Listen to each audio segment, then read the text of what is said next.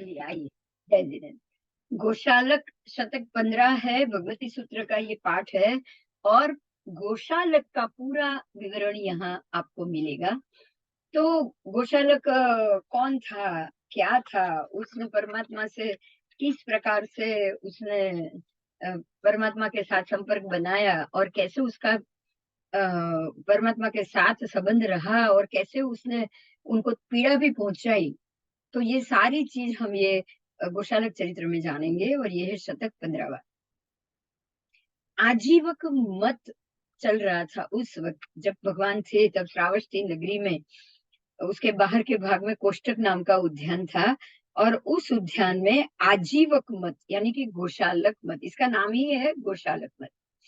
उसकी उपासिका एक हाला हला नाम की कुंभारण, हाला हला नाम की कुंभारण थी। कुंभारण जो मटके और सब बनाते रहते हैं मिट्टी के, वो थी एक। और वो बिल्कुल रुद्धि संपन्न थी, अपराभूत थी। वो बहुत बड़े ही अपना साम्राज्य लेकर, जैसा परिवार साम्राज्य लेकर वो बैठी थी। और उसने आजीविक यानी कि गोशालक मत के सिद्धांत का अर्थ, उस मत का रहस्य उसने प्राप्त किया हुआ था, उसका अर्थ ग्रहण किया हुआ था। बराबर। उसके अस्थि और मज्जा आजीवक मत के प्रेम अनुराग से रंगे हुए थे। मतलब आजीवक मत उसके रग रग में फैल चुका था।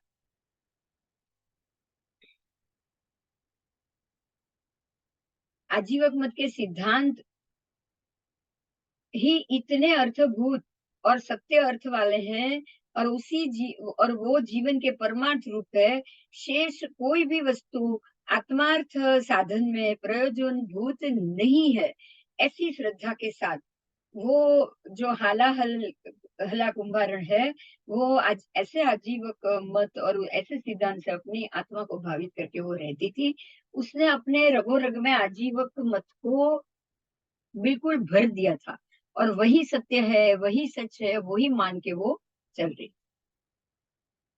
उस समय 24 साल की दीक्षा पर्याय वाला, 24 वर्ष की दीक्षा पर्याय वाला मंथली पुत्र गोशालक हला हला नाम की उस कुंभारण के माटी के बर्तनों में की जो दुकान थी, उसमें वो आजीविक संघ से परिवृत होकर आजीविक सिद्धांत से अपने आत्मा को भावित करके विचरता था।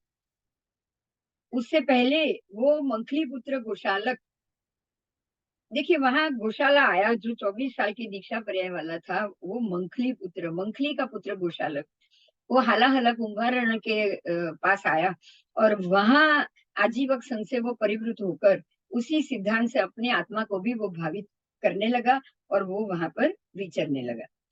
अब इससे पहले कुछ कोई एक ऐसी बात हुई, घटना हुई होगी और वो मंथली पुत्र गोशालक के पास 6 दिशाचर आए। 6 दिशाचर यानी कि 6 दिशाओं में घूमने वाले को 6 दिशाचर कहा जाता है। उनके नाम थे शान, कलंद, कर्णिकार, अच्छिद्र, अग्निवेशायन और गोमायुपुत्र। और ये 6 दिशाचरों ने पूर्व सूत्र में कहे प्रकार से 8 प्रकार के निमित्त शास्त्र, जो अष्टांग निमित्त कहा जाता है, ऐसा एक शास्त्र है वो। और गीत मार्ग 9वां वो गीत मार्ग और 10वां नृत्य मार्ग। मतलब उनके पास ये 10 चीज थी। एक तो अष्टांग निमित्त शास्त्र के जानकार थे, फिर वो गीत मार्ग के जानकार थे और नृत्य मार्ग के जानकार थे, गाना बजाना।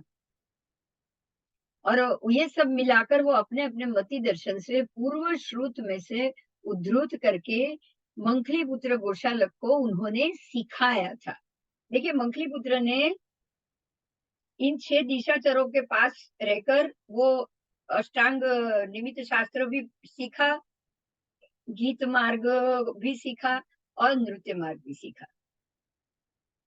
उसके बाद वो गोशालक, मंथली पुत्र गोशालक किसी भी व्यक्ति को जब भी देखेगा, तब वो अष्टांग निमित्त के आधार से सर्व प्राण भूत जीव सत्वों के लिए ये 6 वस्तुओं यानी कि तत्वों, 6 तत्वों का चौक्कस रूप से निरूपण करने लगा। अब उसको आ गया अष्टांग निमित्त शास्त्र, तो किसी को भी देखता था तो वो सर्व प्राण, सर्वभूत मतलब सर्व जीव और सत्वों में वो ये 6 तत्वों को ढूंढता था, कौन सा तत्व इसके पर ज्यादा प्रभावी है। और इस प्रकार से वो अष्टांग निमित्त से लेकर वो कुछ ना कुछ उसका फलादेश करने लगा था कि भाई ये व्यक्ति ऐसा होगा, ये ऐसा होगा, अभी इसके पास ये आएगा। इस प्रकार से वो भावी भाव को जानकर बताना उसने चालू कर दिया।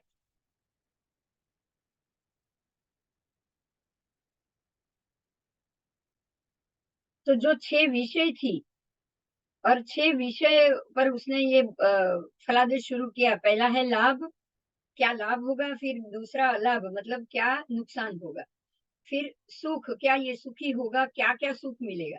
उसके बाद दुख, तो क्या ये दुखी होगा, तो कैसे कैसे प्रकार से दुखी होगा। उसके बाद जीवन, तो अब ये कितना जिएगा, उसका आयु क्या होगा, कैसा जिएगा। और उसके बाद मरण, तो ये कब मरेगा, कैसे मरेगा। ये सारी चीज वो अष्टांग निमित्त शास्त्र के आधार पर सबको देखकर सोचता है, ढूंढता है और सबको वो बताता भी है। तो ऐसा करते करते वो खुद भी एक अष्टांग निमित्त शास्त्री बन गया। उसके बाद ये मंथली पुत्र गोशालक किसी को देखकर उसका साचा सच्चा निमित्त बता रहा है, देख रहा है। और भगवान नहीं होने के बावजूद भी मैं जिन हूँ, मैं भगवान हूँ, मैं भगवान हूँ। अर्यंत नहीं होने के बावजूद भी मैं अर्यंत हूँ, मैं सर्वज्ञ हूँ। इस प्रकार से वो मिथ्या प्रलाप कर रहा है। और केवली ना होने के बावजूद भी मैं केवली हूँ, मैं सब कुछ देख सकता हूँ, जान। क्योंकि भगवान विचर रहे थे, भगवान के साथ बहुत सारे उस वक्त तो कोई केवली बाद में तो केवली भी हो चुके थे। जब गौशाला था तब तो भगवान समसरण में थे। गौशाला ने जब भगवान को पीड़ित किया तब तो भगवान समसरण में आ गए थे। मतलब भगवान के साथ केवली भगवान भी बहुत सारे थे, गौतम स्वामी सब सब थे। तो वो जो देखता था कि ये वैसे है तो मैं भी ऐसा हूँ, मैं भी केवली हूँ। भगवान सर्वज्ञ है, भगवान अरियंत है, तो मैं भी अरियंत हूँ, मैं भी तीर्थंकर हूँ। इस प्रकार से वो मिथ्या प्रलाप करना उसने शुरू कर लिया। ठीक है, मैं केवली हूँ, मैं अरियंत हूँ, मैं जीन हूँ, मैं तीर्थंकर हूँ। इस प्रकार से वो भाषण करता रहता था। सर्वज्ञ ना होने के बावजूद मैं सर्वज्ञ हूँ, और जीन ना होने के बावजूद जीन पणा के रूप में अपनी कीर्ति वो फैलाते हुए श्रावस्ती नगरी में ही विचर रहा था। बराबर। आओ, अब जो 8 प्रकार के हमारे सामने जो शास्त्र आए जिससे वो फलादेश कर रहा है, वो आठों प्रकार को हम समझेंगे। कि पहला है दिव्य शास्त्र, फिर है उत्पाद शास्त्र, उसके बाद है अंतरिक्ष शास्त्र। उत्पाद यानी कि कुछ भी कभी भी उत्पन्न हो जाना। दिव्य तो जो जो दिव्य वस्तुएं हैं, जो जो दिव्य वैभव आभा सब है, उसका शास्त्र। उसके बाद है अंतरिक्ष, तो जो आकाश ज्योतिष ग्रह का घूमना, उसको अंतरिक्ष, अंतरिक्ष यानी आकाश, तो आकाश का जो भी शास्त्र है वो हुआ अंतरिक्ष शास्त्र। उसके बाद भौम, तो जमीन के लिए, वास्तु के लिए, जमीन के लिए, कैसी जमीन, कौन सी जमीन, क्या है, कौन सी उपजाऊ होगी, कहाँ से पानी निकलेगा, ये सब भौम शास्त्र से मिलेगा। उसके बाद अंग शास्त्र, तो सामुद्रिक शास्त्र हो गया, ये पूरे शरीर के अंग उपांग, उंगली कैसी होगी, हाथ कैसा होगा, लंबा होगा, उसमें हस्तरेखा भी आ गया, उंगली भी आ गई, सब आ गया। बराबर, अंग शास्त्र में। उसके बाद स्वर शास्त्र, तो स्वर शास्त्र में पशु पक्षी का स्वर है, वो सब कुछ बता देते हैं। अगर यहाँ धन पड़ा है तो वो भी वो अपनी भाषा में बोल देते हैं कि यहाँ धन पड़ा है, अगर किसी को चाहिए तो वो आ जाए। और जो उनके स्वर भाषा समझता है वो आकर वहां खोदता है तो उसको धन भी निकल निकल उसके नसीब में उसको धन भी मिल जाता है। तो इस प्रकार से एक स्वर्ग शास्त्र है जो पशु पक्षी की भाषा है, और ये भी इसने जान लिया था। उसके बाद लक्षण शास्त्र है, तो शरीर के ऊपर लक्षण चिन्ह, जैसे तीर्थंकर परमात्मा को 1008 होते हैं, जैसे चक्रवर्ती के पैरों में 1008 चिन्ह होते हैं। तो वो लक्षण यानी कि चिन्ह शास्त्र। लक्षण से 32 लक्षण होते हैं, तो 32 से 32 लक्षण कैसा होना चाहिए, कैसे स्त्री पुरुष होने चाहिए, 32 लक्षण, तो वो सब ये इसमें आएगा। और व्यंजन, व्यंजन यानी कि मेरे शरीर पर मसा कितना है, तल कितना है, कहाँ क्या है, इसका क्या कारण है ना। तो ये सब व्यंजन शास्त्र है। तो इस प्रकार से पूरा शरीर का ये शास्त्र है। ठीक है, और शरीर शारीरिक है, उससे आपको क्या मिलेगा, क्या नहीं मिलेगा। साथ में आकाश का शास्त्र है, तो पूरा लौकिक आ गया, है ना? और आप बताओ, और पुण्य कमाओ, और क्या तो पैसा भी कमाओ, और ये सब करो, तो ये एक प्रकार का व्यवसाय हो गया। तो ये सब कुछ कर रहा था। ये अष्टांग निमित्त शास्त्र इसको कहा गया है, 8 निमित्त वाला। और 9वां है वो पूर्वगत श्रुत, और 10वां है वो गीत मार्ग। बराबर। गीत मार्ग, नृत्य मार्ग और गीत मार्ग। आओ, पूर्वगत अष्टांग निमित्त, और उसमें गीत मार्ग नृत्य मार्ग दोनों का समावेश होने से ऐसे 10 भेद के शास्त्र यहाँ बताए गए हैं। ऐसे ही अब गोशाला भी जान चुका है, वो किसी का मुख, किसी को भी देखेगा, मुख देखेगा, उसके तल मसाली देखेगा, उसके लक्षण देखेगा, और अष्टांग निमित्त शास्त्र के आधार पर बिना पूछे ही उस व्यक्ति के भावी का कथन वो कर देता था। अब जो घटना घटी है, उस समय गोशालक जब आया, भगवान जब आए श्रावस्ती नगरी में, और ईशान कोण में उद्यान था, और वहां पर समोसरण की रचना हुई, और उस समय गोशालक भी श्रावस्ती नगरी में आया, और वो भी, उसकी भी साधना पर्याय 24 वर्ष पूरे हो चुके थे। प्रभु महावीर के संयम पर्याय भी 26 वर्ष का, और केवड़ी पर्याय 14 वर्ष का हो चुका था। तो आप समझ सकते हैं कि भगवान केवली 14 वर्ष से है, लेकिन उससे पहले के 10 साल, जब वो भगवान केवली नहीं थे, छद्मस्त थे, तब गोशालक उनके साथ था। बराबर, क्योंकि गोशालक भी 10 साल उसी समय साथ में रहा। हाँ, 10 साल उसी समय साथ में रहा। तो ऐसे गोशालक की जब 24 साधना पर्याय हो गई, तब भगवान के उसमें 10 वर्ष छद्मस्त का हुआ, और बाकी के 14 वर्ष केवली का हो चुका था उसके बाद। तो केवली क्या है, समसरण कैसे है, तीर्थंकर कैसे है, वो सारी चीज तो 14 साल से प्रचलित हो गई थी। तो गोशालक जो जो चीज हो रहा था, वो सब मैं भी ऐसा ही हूँ, ऐसा बोल बोल के सबको वो बता रहा है।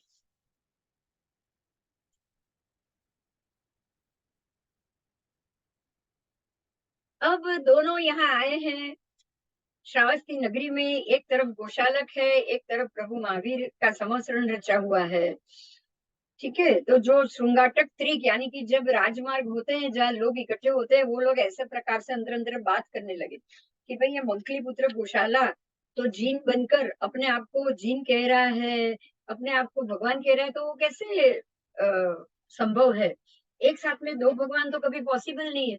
तो इसकी बात को कैसा समझना चाहिए? तो उस समय वहां भगवान भी पधारे थे, और धर्मोपदेश सुनकर जब परिषद वापस गई, सब लोग इस प्रकार से बातें कर रहे थे। और वो बातें भगवान महावीर स्वामी के ज्येष्ठ अंतेवासी गौतम गणधर, इंद्रभूति गौतम गणधर, जो प्रथम गणधर थे, वो छठ के पारने की तपस्या कर रहे थे। और वो निर्ग्रंथ गोचरी के लिए जब नगर में गए, तब उन्होंने ये शृंगाटक पर ये सारी बातें सुनी। उनको, उन्होंने ये मनुष्य के ये शब्द शब्द सुने, तब लोग अंदर अंदर बात करके इस प्रकार से कह रहे थे कि हे देवानुप्रिय मंथली पुत्र गोशालक जीन होकर अपने आप को जीन कह रहा है, स्वयं को जीन कह रहा है। तो इसको कैसे मानना चाहिए, कैसे मान सकते हैं हम? और लोग भी इस प्रकार से शब्द को सुनकर, अवधारण कर कर अंदर अंदर बातचीत कर रहे थे। तब गौतम स्वामी ने ये सुना, और उनको ये प्रश्न जानने की इच्छा हो गई, ऐसी श्रद्धा उत्पन्न हुई, और वो प्रभु के पास आए, और प्रभु से उन्होंने वंदन किया, और कहा, आहार पानी बता दिया, वंदन नमस्कार किया। और और तभी उन्होंने भगवान को पूछ लिया कि हे भगवान, जब मैं ये गोचरी के लिए निकला था, छठ के पानी की गोचरी के लिए, तब मैंने लोगों के मुंह से ये बात सुनी कि वो लोग कह रहे हैं कि मंथली पुत्र अपने आप को भगवान कह रहा है, ये कैसे पॉसिबल है? बराबर, जीन तो एक ही है, फिर ये कैसे है? अब मुझे आपके मुख से मंथली पुत्र गोशालक की उत्थान संबंधी वृतांत सुनना है, ये मेरी इच्छा है। तो भगवान, आप मुझे बताओ कि ये मंथली पुत्र जो बोल रहा है, वो असल में है क्या? तो अभी परमात्मा ने कहा, ये गौतम, इस प्रकार से भगवान महावीर स्वामी ने गौतम स्वामी से कहा कि अनेक मनुष्य इस प्रकार से बात कर रहे हैं, क्योंकि मंथली पुत्र गोशालक जिन होकर अपने आप को तीर्थंकर रूप में विख्यात होकर ही विचर रहा है। वो खुद ही कह रहा है, मैं तीर्थंकर हूँ, और मैं इस प्रकार से मैं जिन हूँ, और मैं केवली हूँ, और मुझे सबकी सब चीज पता है। और इस प्रकार से वो प्ररूपणा खुद ही कर रहा है, और अपने आप को विख्यात करते हुए वो विचर रहा है। परंतु ये मिथ्या है, ये व्यक्ति ही मिथ्या है, और ये बात भी मिथ्या है। हे गौतम, मैं इस प्रकार से कह रहा हूँ कि ये जो मंथली पुत्र गोशालक है, उसके पिता मंख जाति के थे, इसलिए उसका नाम मंखली पुत्र, मंखली था। और वो मंखली पिता की भद्रा नाम की पत्नी थी। तो मंखली पिता और भद्रा माता के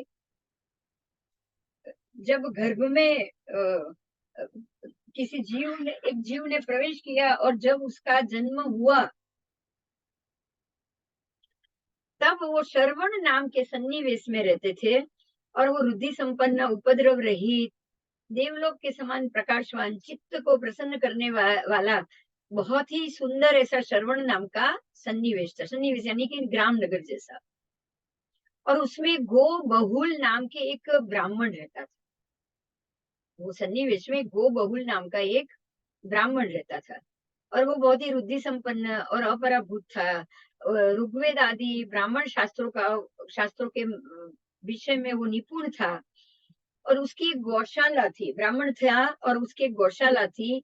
एक दिन वो मंखली नामक जो उसके पिता जो भिक्षा चरते हुए वहां पहुंचे, और उन्होंने अपनी गर्भवती भद्रा भार्या को वो साथ में लेकर आए थे, और लोगों को वो चित्रपट बताकर आजीविका के लिए वो दोनों घूम रहे थे। तो दोनों ऐसे घूमते घूमते ये श्रवण नाम के सन्निवेश में आए, और वो गो बहुल ब्राह्मण की गौशाला में वो पहुंच गए।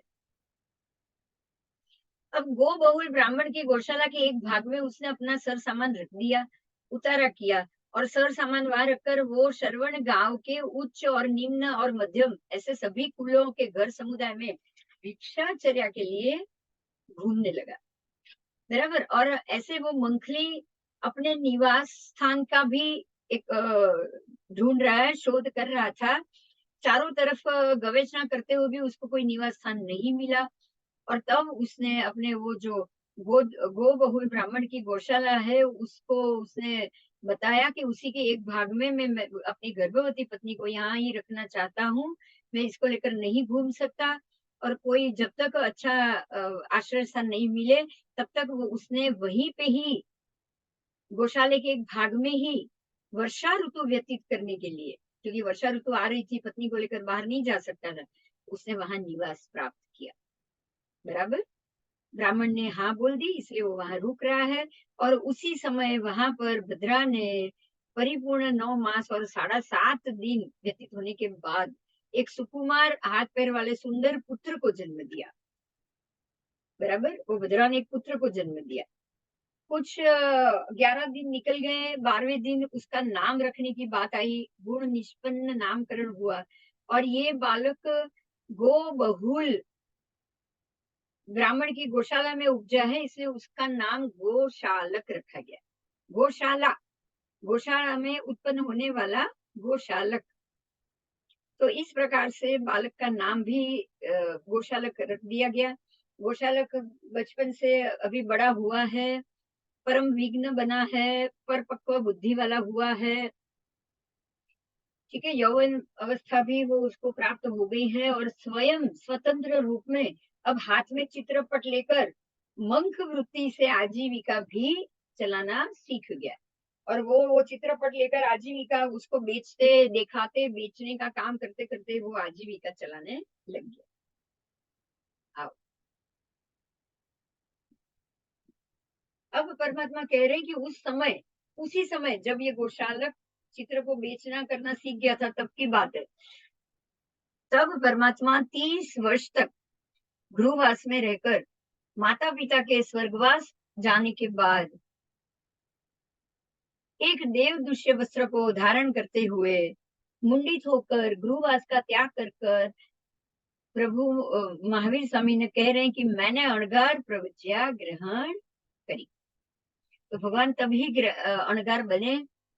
उस समय प्रथम वर्ष में 15 दिन की तपस्या करते हुए अस्थिक ग्राम में मैं आश्रय लेता था और प्रथम वर्षावास रहने के लिए मैं आया था। और दूसरे वर्ष में वो मांस क्षमण की तपस्या करते करते पहले वर्ष में 15 दिन और पारणा किया, दूसरे वर्ष में मांस खमन और पारणा किया, और अनुक्रम से विहार करते करते भगवान नालंदा पाड़ा के बाहर के भाग में वणकर शाला में आकर रुक गए थे। और वहां आकर यथा योग्य अग्र स्थान धारण करके वणकर शाला के एक ही भाग में वो वर्षावास रहे। वर्षावास यानी कि एक चातुर्मास। इसको वर्षावास इसलिए कहा गया क्योंकि वर्षा ऋतु के कारण वो वास कर रहे हैं। देखिए, वर्षा ऋतु 4 मास की होती है, 3 ऋतुएं हैं उसमें, वर्षा ऋतु, हेमंत ऋतु और शिशिर ऋतु।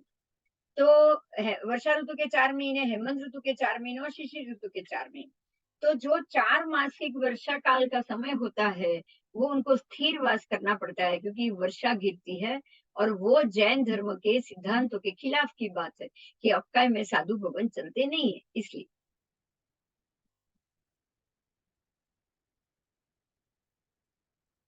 तो प्रभु वहां वर्षावास रहे। उसके बाद जब प्रथम मास खमन करके भगवान विचरने लगे, अब वहां से बाहर निकलने के बाद चौमासा खत्म हो गया है, पहला मास खमन चौमासे के बाद का है, और भगवान वहां से विचरने लग गए। उस समय जब भगवान यहाँ से विचर रहे थे, उस समय की बात है ये। दूसरा ही चौमासा खत्म हुआ उसके बाद की बात, बराबर। उस समय मंखली पुत्र गोशालक चित्रपट हाथ में लेकर मंख वृत्ति से आजीविका करते हुए अनुक्रम से एक गांव से दूसरे गांव में घूमते घूमते राजगृह नगर के नालंदा नाम के उपनगर में उस वणकर शाला में आया। और आकर वही वणकर शाला में आया जहां भगवान थे। आकर उसने वणकर शाला के एक भाग में अपना भंडोपकरण रखा, मतलब अपना जो सारा भंडार उपकरण था वो उसने वणकर शाला में ही एक दूसरे भाग में रखा। एक तरफ भगवान चातुर्मास कर रहे हैं, बराबर, उनको मास खमन चल रहा है, और एक तरफ वही वणकर शाला में गौशाला रुका है, अपने भंडार उपकरण उसने एक साइड रखे हैं और उसने वहीं पर वास किया है।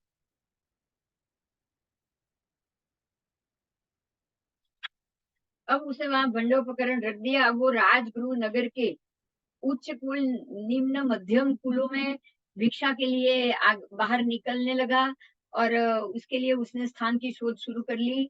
अब अन्य स्थान मिला नहीं, तब तक तो उसको वणकर शाला के एक भाग में ही रहना था। तो वहां आकर ही जहां भगवान थे वहीं पे ही वो वर्षावास के लिए वो भी रुक गया।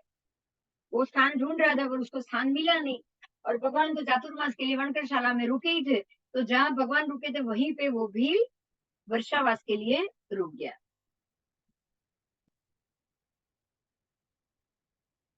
अब पहले मास खमन का पारने का समय आया, चातुर्मास का समय है, भगवान को पारने का समय है। देखिए, पहला जो वर्ष किया वर्षावास, पहला पूरा वर्ष भगवान ने 15 दिन के उपवास के साथ किया था, और ये दूसरा वर्ष मास खमन से शुरू किया था। और जैसे ही चातुर्मास शुरू हुआ भगवान ने मास खमन शुरू किया, और उसी वक्त गौशाला भी आकर रुक गया। अब 1 महीना हो चुका है, अब भगवान का पहले मास खमन का पारना का समय आ गया।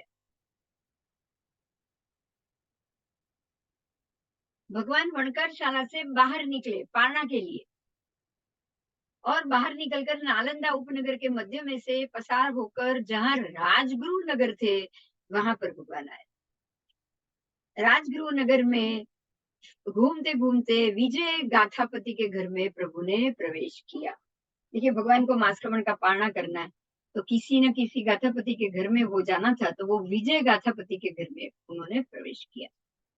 उसके बाद गाथापति ने भी भगवान को मास्कमण के पाने के लिए प्रवेश होते हुए देखा। वो प्रसन्न हो गया, संतुष्ट हुआ, सिंहासन से वो नीचे उतरा।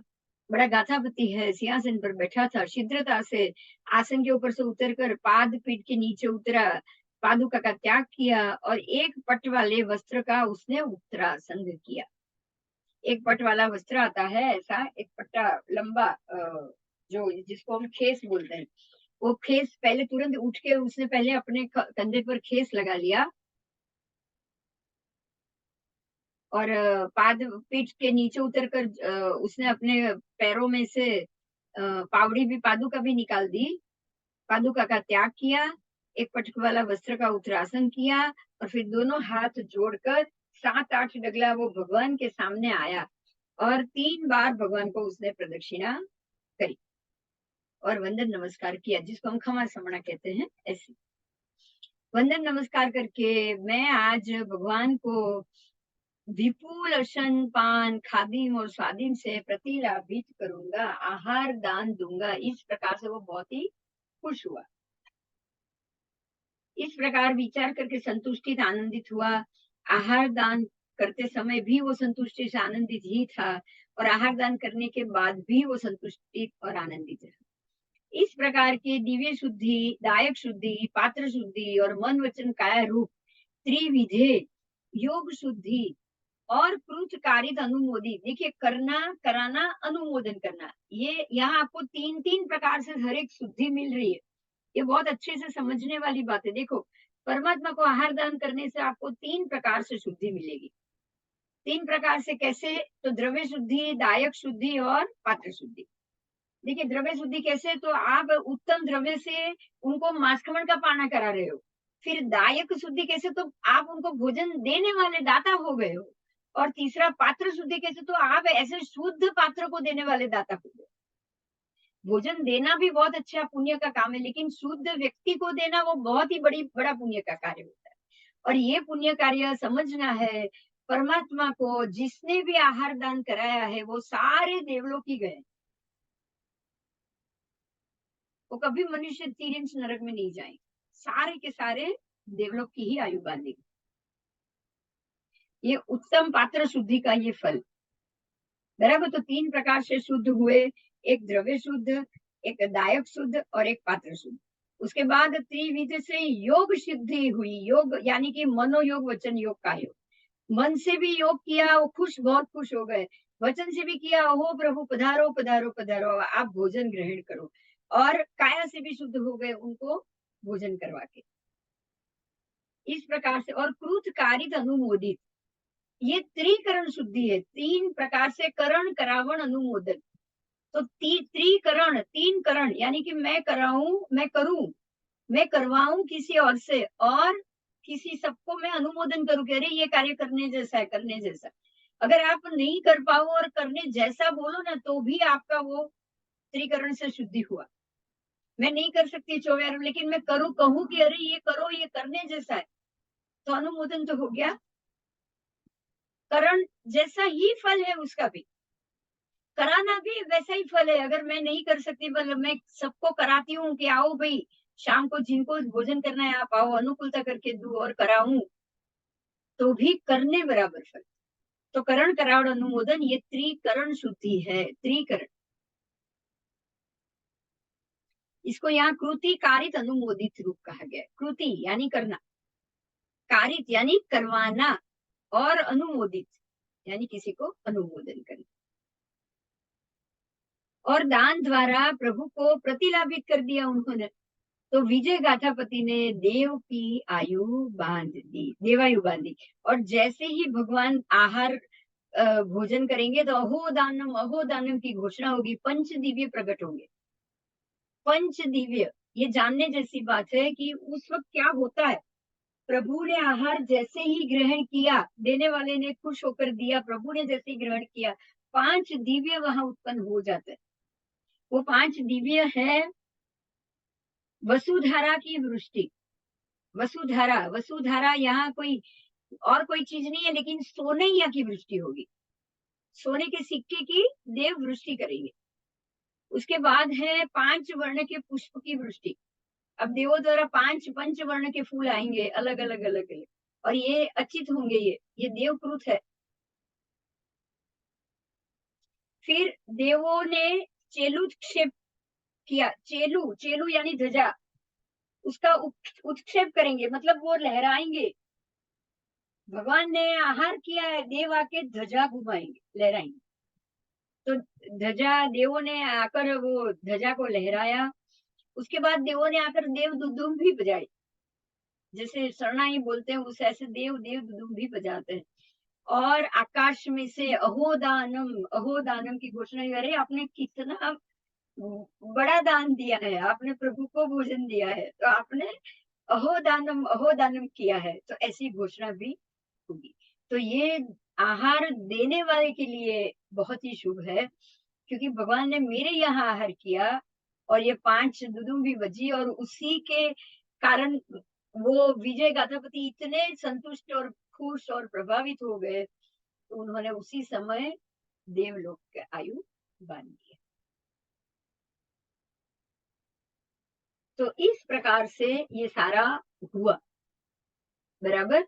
और अब राजगुरु नगर में ये चर्चा हो गई, क्योंकि भगवान ने पहला आहार किया है, दीक्षा लेकर ये दूसरा ही वर्ष, इससे पहले भी 15-15 दिन का जहाँ किया होगा वहां भी ऐसा ही हुआ होगा। तो ऐसे राजगुरु नगर में भी ये चर्चा हो गई कि अरे देखो, विजय गाथापति के यहाँ 1.25 करोड़ सोनैया की वृष्टि, देवों ने 5 फूल बरसाए, अहोदानम की घोषणा, देवों ने ध्वजा भी फहराई, और देवों ने 5 वर्ण के फूल भी अ, बरसाए, देव दुदुम भी बजाई। तो ये इस प्रकार से ये सारी बातें अंदर अंदर हो रही है।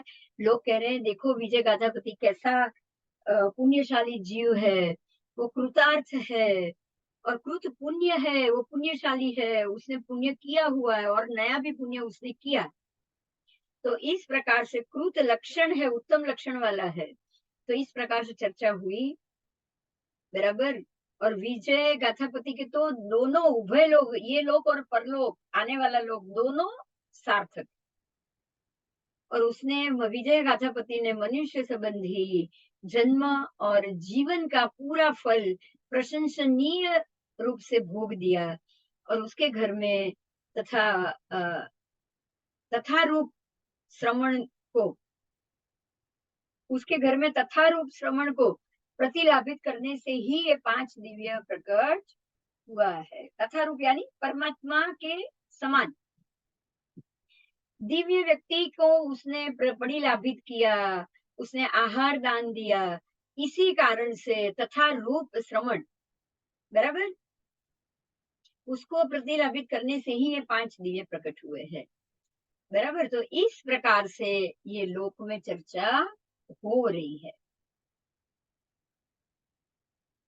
आओ, भगवान का मास खंड का पारणा हुआ विजय गाथापति के यहाँ, उसको जो अपूर्व लाभ हुआ, उसका मनुष्य जन्म सफल हुआ, और ये परमात्मा की दीक्षा के बाद दूसरा चातुर्मास था, और ये दूसरे चातुर्मास में उनको गोशालक का संयोग प्राप्त हुआ। प्रभु ने प्रथम वर्ष में निरंतर 15-15 दिन के उपवास किए थे, और दूसरे ही वर्ष में 12 मास के 12 मास खमन किए थे। अब गौशालक को की बात आएगी। अब तो पूरे नगर में ये चर्चा हो गई है, तो गौशालक को तो पता चला कि अरे मेरे ही जो वर्कर के पसाल में जो रह रहा है उसी का ही ये सब किया हुआ है। तो अब तो वो तो है ही अष्टांग निमित्त शास्त्री, तो उसको तो ये पता चल गया कि ये तो कोई उत्तम व्यक्ति को ही मिलता है। अष्टांग योग में भी, अष्टांग निमित्त शास्त्र में भी चक्रवर्ती का उल्लेख होता है, तीर्थंकर का उल्लेख होता है, प्रभु का उल्लेख, प्रभु के चरणों में और शरीर में, क्योंकि लक्षण शास्त्र है, तो जितने चिन्ह है तो भगवान के शरीर पे और तीर्थंकर परमात्मा और चक्रवर्ती के शरीर पर तो 1008 लक्षण होते ही है।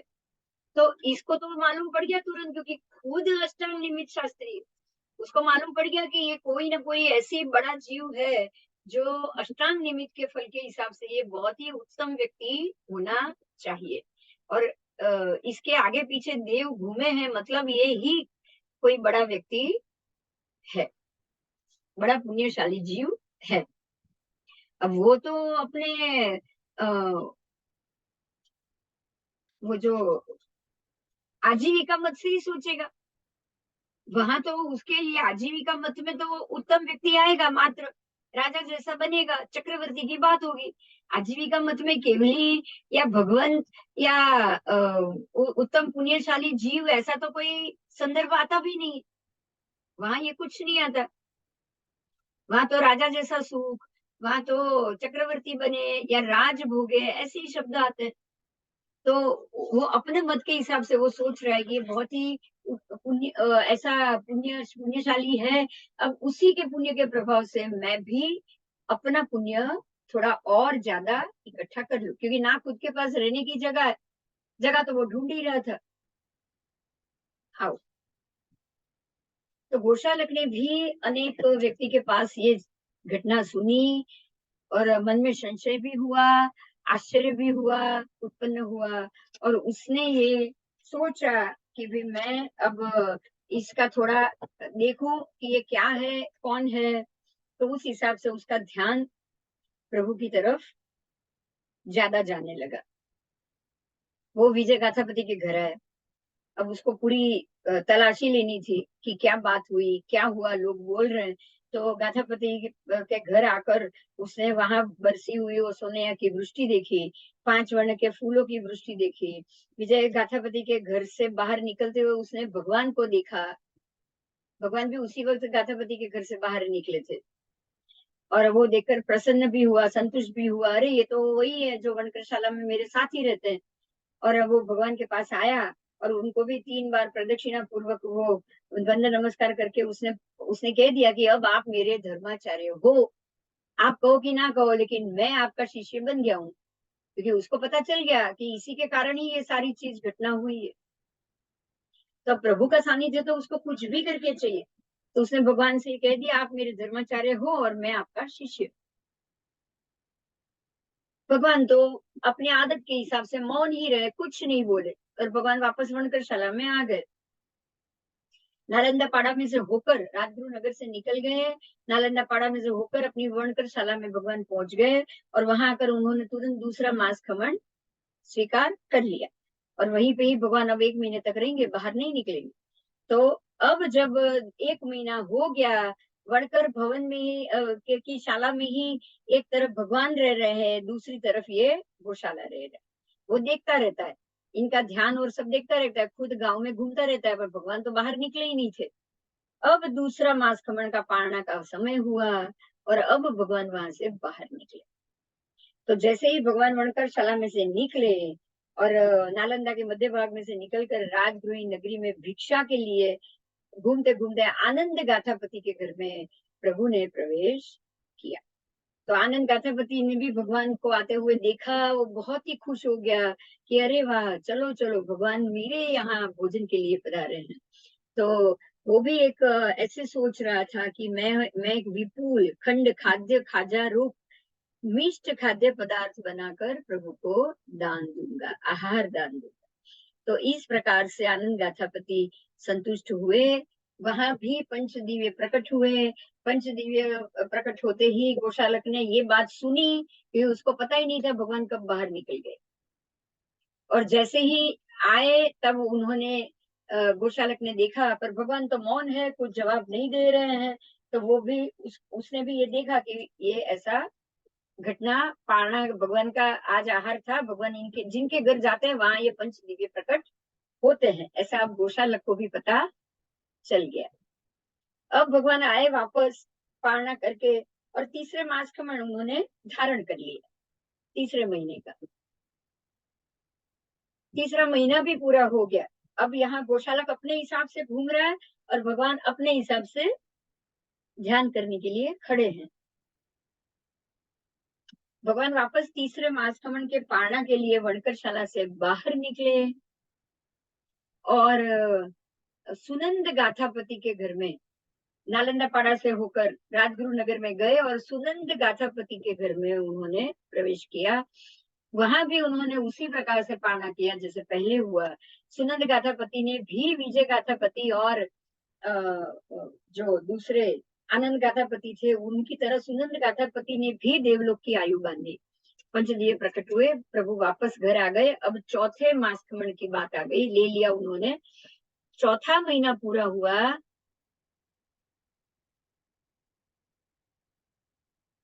और प्रभु उसके पारने के लिए वणकर शाला से बाहर निकले। नालंदा पाड़ा से दूर कुछ कोल्लाक सन्निवेश था, उसमें बहुल नाम का ब्राह्मण, देखिए वो वही बहुल बहुल ब्राह्मण की बात आई। वो भी रुद्धि संपन्न था, ऋग्वेद आदि में वो निपुण था। और उसने कार्तिक चातुर्मास के एकम के दिन, मतलब जिस दिन पाना होता है, ये चौथा चातुर्मास था ना, इसलिए कार्तिक चौथा मास का मन था, इसलिए कार्तिक चातुर्मास के प्रतिपदा के दिन, बराबर। कार्तिक चौमासा पूरा हो गया, कार्तिक पूनम के दिन ये चौमासा पूरा होगा।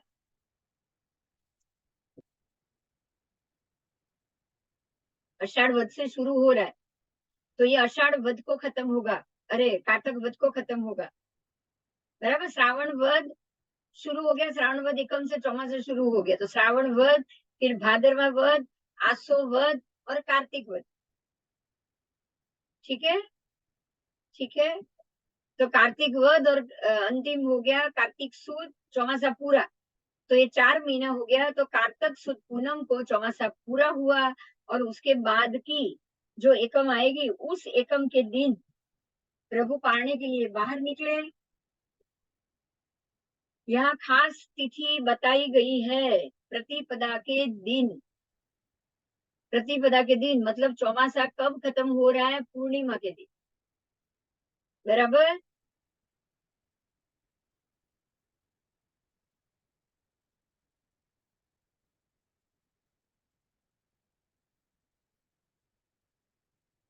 ब्राह्मणों को पुष्कर घी साकर युक्त खीर का भोजन कराया, और चौथे मास कमण के पारणा के लिए भगवान वणकरशाला से बाहर निकले और नालंदा पाड़ा से होकर कल्लाक सन्निवेश में पहुंचे। और उस बहुल ब्राह्मण के घर में भगवान ने प्रवेश किया। और वो भी खुश हो गया कि मैं भी भगवान को घी साकर युक्त संयुक्त खीर से प्रतिलाभित करूंगा। और उसने वहां भगवान को पारणा कराया। बहुल ब्राह्मण भी संतुष्ट हो गया और उसने भी देवलोक की आयु बांधी। मगर यहाँ सबसे महत्व का एक मुद्दा आया है, परमात्मा ने चौमासा पूरा हुआ और फिर पारणा किया है।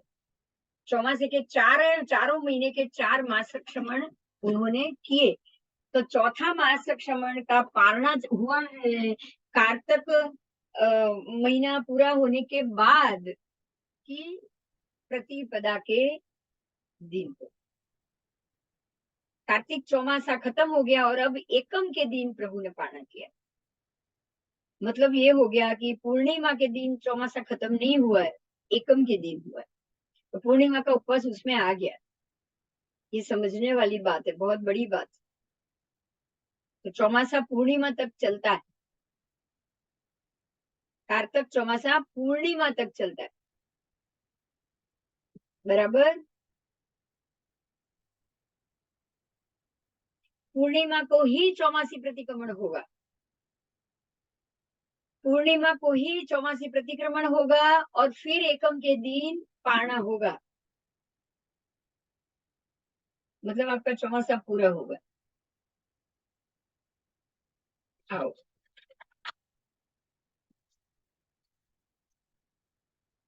अब गोशालक ने देखा कि वणकरशाला में भगवान नहीं है, तो वो समझ गया कि अब ये जरूर पाने के लिए गए होंगे। तो वो भी पीछे पीछे घूम रहा है और कहाँ है ढूंढ रहा है, बराबर। उसने पहले तो पूरे वणकरशाला में ढूंढा, नहीं मिले, तो वो बाहर निकला।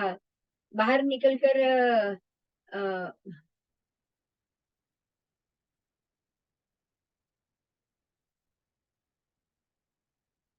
अब तो भगवान वहां से चले गए हैं। देखिए मजे की बात यह है, चौमासा पूरा हो गया, अब भगवान वापस वनकारशाला में तो आएंगे नहीं, इसीलिए वो भगवान को ढूंढ रहा है, बराबर। प्रभु का पारणा हो गया, चौमासा पूरा हो गया है। अब भगवान वो शाला में वापस आए नहीं, परमात्मा के पास तो कुछ है ही नहीं कि ढूंढने के लिए या उसको लेने के लिए वापस आना पड़े।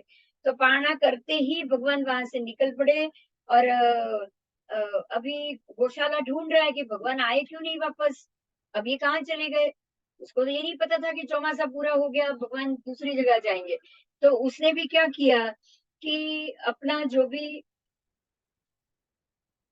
सामान था, वस्त्र, कुंडी, जल, पात्र, पगरखा, चित्रपट, आदि सब उसने ब्राह्मणों को दे दिया, क्योंकि अब उसको यहाँ रहना नहीं है। और दाढ़ी मूछ सहित उसने भी मुंडन करा लिया। देख उन्होंने क्या किया, उन गोशालक ने, वो देख ले जैसी बात।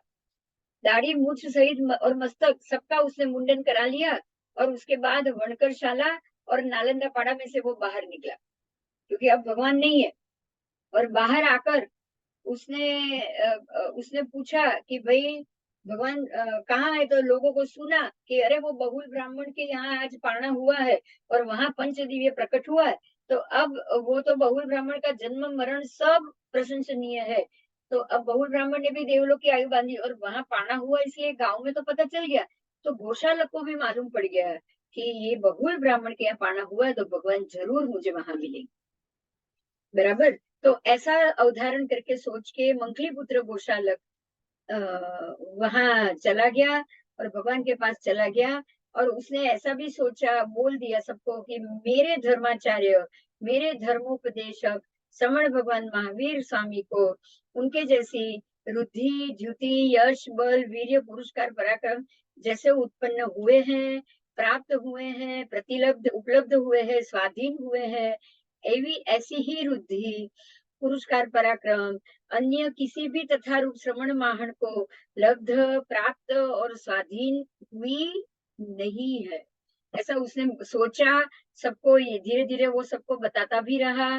और ऐसा पुरस्कार पराक्रम किसी को भी प्राप्त नहीं हुए हैं। इसीलिए निशंक पड़े मेरे जो धर्माचार्य, मेरे जो धर्मोपदेशक श्रवण भगवान महावीर जरूर मुझे ये ब्राह्मण के घर पे ही मिलेंगे, जिनके यहाँ ये सोनैया की वर्षा हुई है।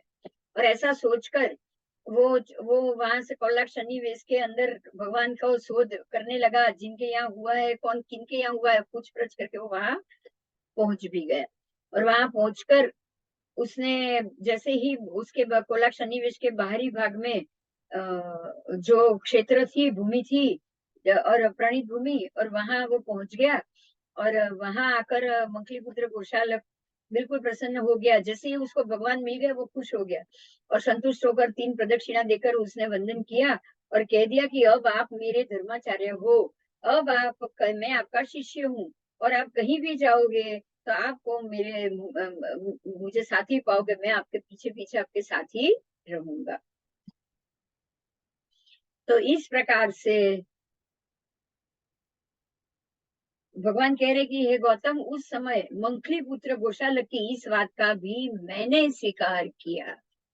अब भगवान ने भी उसको उसकी ये बात का स्वीकार किया और कहा कि मंखली पुत्र गोशालक, उसके बाद गोशालक के साथ उस प्रणीत भूमि में भगवान 6 वर्ष तक उसके साथ साथ साथ साथ घूमे।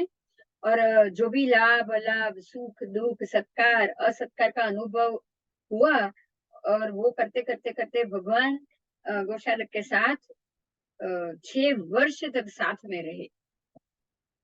ये घटना के बाद, मतलब भगवान को दीक्षा के 2 वर्ष पूरे हो चुके, उसके बाद 6 वर्ष तक भगवान उसके साथ रहे। तो ऐसे 7 वर्ष गोशालक और प्रभुवीर साथ में रहे।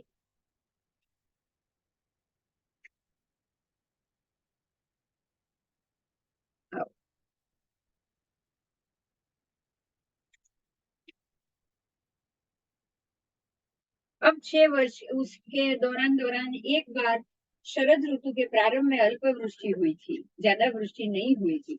और उस समय प्रभु गोशालक के साथ सिद्धार्थ ग्राम नाम के नगर में से निकलकर कुर्म ग्राम नामक नगर में जा रहे। और सिद्धार्थ ग्राम कुर्म ग्राम नगर के बीच में एक तल का बड़ा छोड़ था। रास्ते पे चल रहे थे और एक तल का बड़ा छोड़ उगा हुआ था। उस छोड़ के ऊपर पत्र पुष्प युक्त लीला, बिल्कुल ही लीलाक्षम ऐसा तल का झाड़ था और अत्यंत शोभायमान था वो। और गोशालक ने उस तल के झाड़ को देखा और उसने पूछा कि क्या भगवान ये तल का छोड़ निष्पन्न होगा कि नहीं। बराबर। तो और इसके ऊपर जो 7 तल के फूल है, फूल उगे थे 7, तो ये यहाँ फूल पे जीव यहाँ से मर के कहाँ उत्पन्न होंगे। तो भगवान ने तब उसको जवाब दिया कि ये गोशालक, ये तल का छोड़ निष्पन्न होगा और ये 7 तल के फूल यहाँ से मरने के बाद इसी तल की छोड़ के एक तल फली में 7 तल के रूप में जन्म लेंगे। ऐसा भगवान ने उनका जो बताना था वो भविष्य भगवान ने अपने हिसाब से बताया, क्योंकि अभी तो भगवान केवली हुए नहीं, लेकिन छद्मस्थ तो थे ही, मन पर ज्ञान तो आ ही चुका था, तो इसीलिए उन्होंने ये बताया। अब गोशालक ने वो क्या किया कि खुद है निमित्तक, और उस निमित्तक ने ये सोचा कि अब इसकी बातों को मैं झुठलाऊं। देखिए गोशाला साथ में रह के भी क्या सोच रहा है। उसने बोला कि अब इनके निमित्त को मैं झुठलाऊंगा, तो झुठलाऊंगा तो मैं कैसे झुठलाऊंगा। तो उसने क्या किया, उसने जैसे ही भगवान आगे निकले, उसने भगवान की इस बात पर उसको श्रद्धा नहीं हुई, प्रतीति नहीं हुई, रुचि नहीं हुई, और इस कारण से उसने भगवान को मिथ्यावादी, यानी कि आपने मिथ्या बताया, गलत बच्चा बताया, वचन को झूठा बताने का सोचकर उस गोशालक ने धीरे धीरे धीरे धीरे करके वो प्रभु से पीछे रह गया, और पीछे जाकर उसने वो जो तल का झाड़ था उसको मूल सहित खींच के बाहर निकाल दिया। देखिए भगवान ने कहा था कि ये तल का छोड़ निष्पन्न होगा, उस पर जो ये 7 फूल है वो उसके अंदर फली भी आएगी, निष्पन्न यानी कि वो बढ़ेगा और अंदर फली बनेगी, और एक फली के अंदर ये 7 फूल के जीव वो फली में तल बनकर जन्म लेंगे। अब इसको साबित झूठा कैसे करें, तो झाड़ ही नहीं रहेगा तो फली कैसे बनेगी, तल की फली बनेगी नहीं। तो ये सोच के भगवान की बात को झूठ साबित करने के लिए, भगवान को झूठा साबित, मिथ्यावादी साबित करने के लिए उसने क्या किया, वो तल का झाड़ ही मूल से ही उखाड़ दिया। अब मूल में ही नहीं है तो अब तो ये जीव ऐसे ही मर गए। और वो ही झाड़ के फली में बोले थे ना, झाड़ ही नहीं है फली कहाँ से होगी।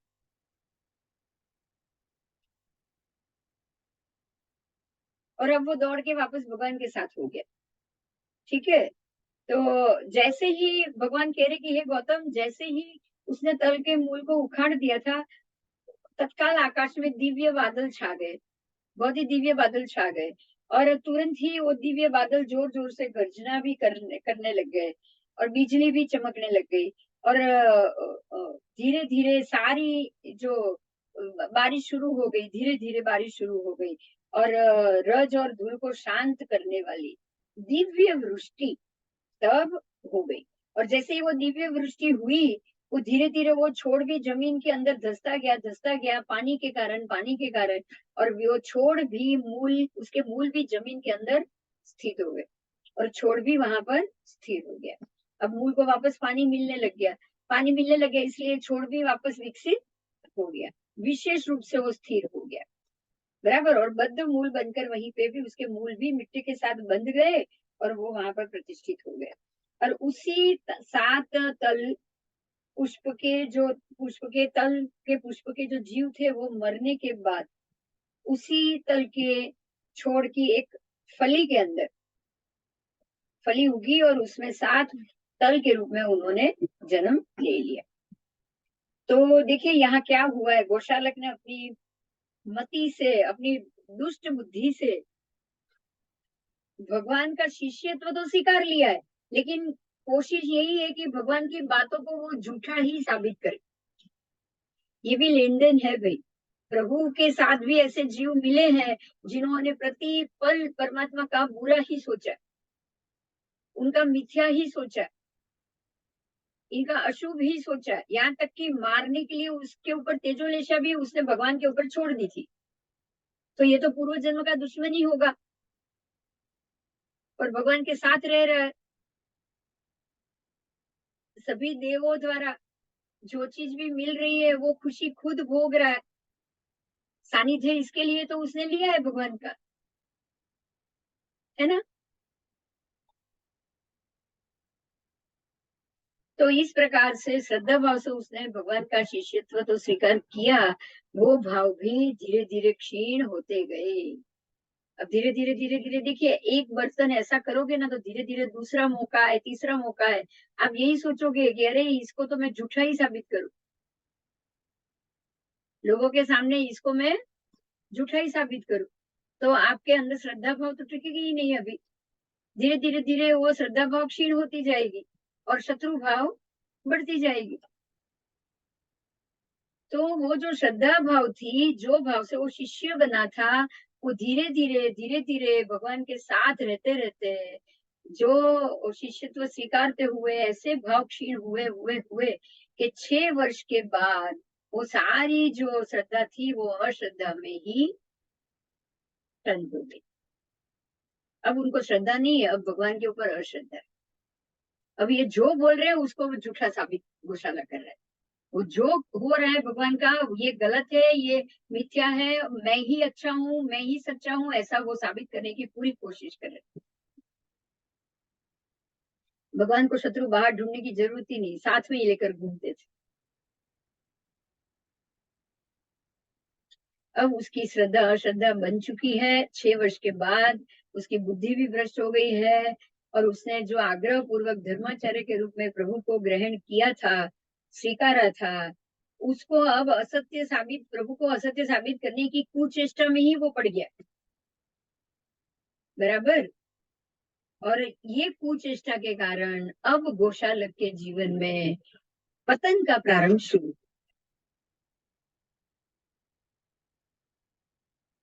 छद्मस्त काल है, प्रभु तो मौन होकर विचर रहे हैं, लेकिन फिर भी आवश्यकता अनुसार याचनी, पृच्छनी आदि जो भाषा है वो बोल रहे, परावर्तनी, है ना।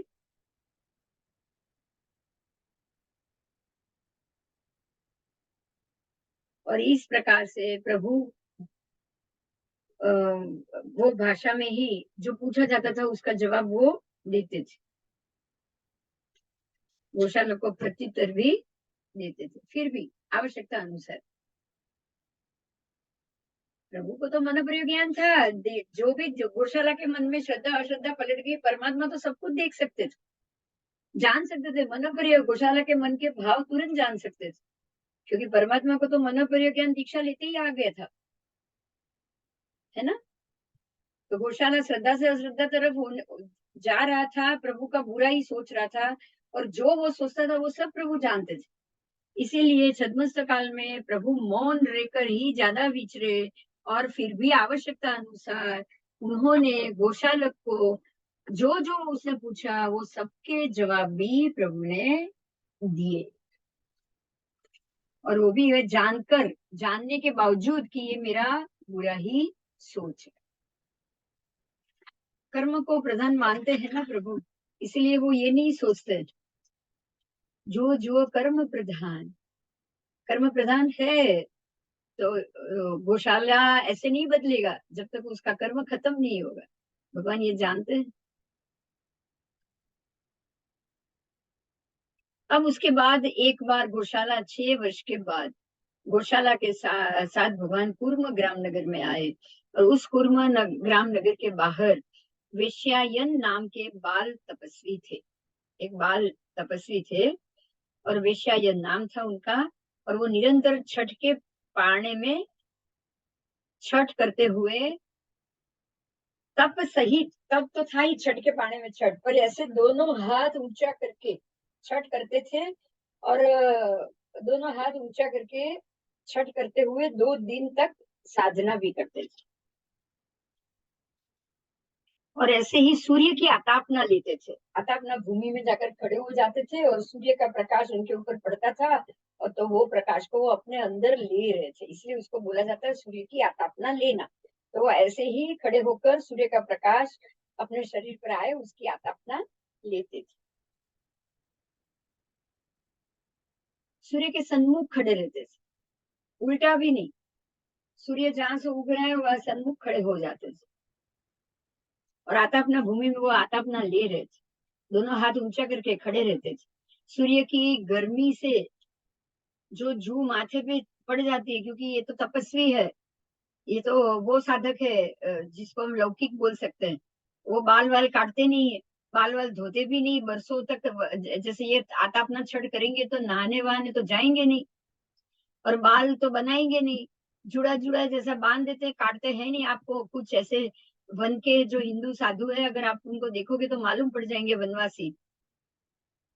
तो माथे में जू पड़ जाती थी। वो लोच वोच तो करते नहीं थे, बाल तो रहते ही थे, पसीने से सूर्य में खड़ा रहना, तो पसीना तो होना स्वाभाविक है।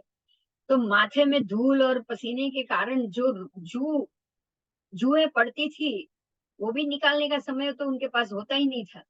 तो वो जू जब सूर्य में खड़े रहते थे तो गर्मी से तप जाता था माथा, तो अब जू भागने लगती थी इधर उधर इधर उधर, तो गिरती थी नीचे, बालों में से वो नीचे गिर जाती थी इतनी गर्मी के कारण। तो वो जो तपी हुई जू माथे में से नीचे गिर जाती थी और उनके शरीर पर घूमती थी ऐसे, इधर इधर इधर इधर सब जगह।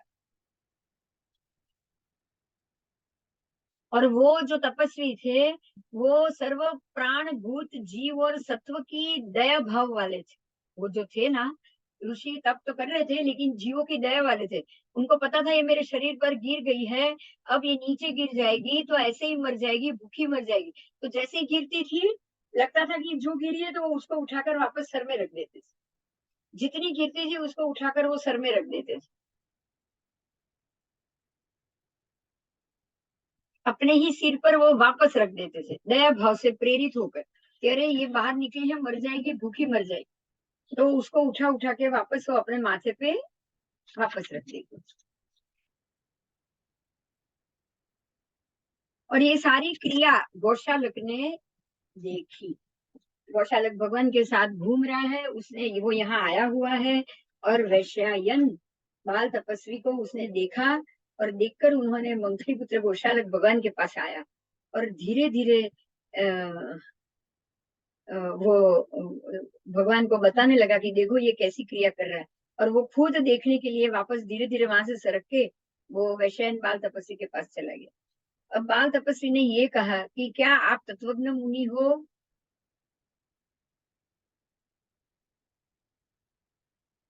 बराबर, आप तत्वज्ञ मुनि हो। गौशालक ने, दोनों बातचीत कर रहे हैं, और गौशालक उनको ये पूछ रहा है कि क्या आप तत्वज्ञ मुनि हो? गौशालक ने बाल मुनि से पूछा। बराबर। अब वैश्यायन बाल तपस्वी चुप रहे, उन्होंने कुछ जवाब ही नहीं दिया, ना उनका अनादर किया, ना ही उनका स्वीकार किया, वो चुप रहे, मौन रहे। तो उसने दूसरा सवाल किया कि क्या आप जू के शैयातर हो? जू माथे से गिर रहे, आप उसको वापस शैया में, उसकी शैया में उसको भेज रहे हो, तो क्या आप जू के शैयातर हो, मतलब जू को शैया देने वाले हो? इसके लिए भी वो मुनि चुप रहे, कुछ नहीं बोले।